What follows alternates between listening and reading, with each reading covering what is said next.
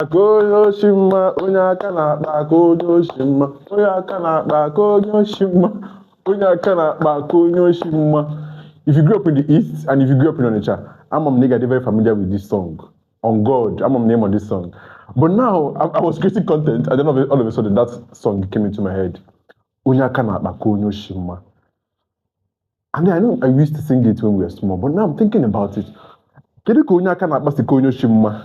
Are they not both doing the same thing? Are they not both taking what does not belong to them?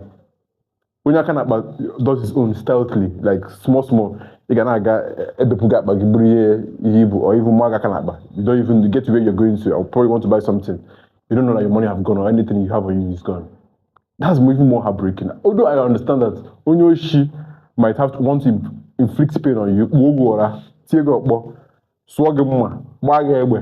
or even maim you, as long as he or she is able to take that thing that belongs to you for himself.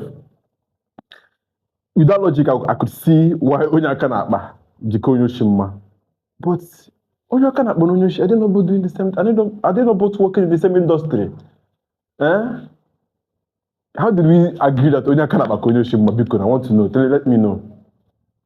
Onyakanakpa Onyoshima. Onyakanakpa Onyoshima.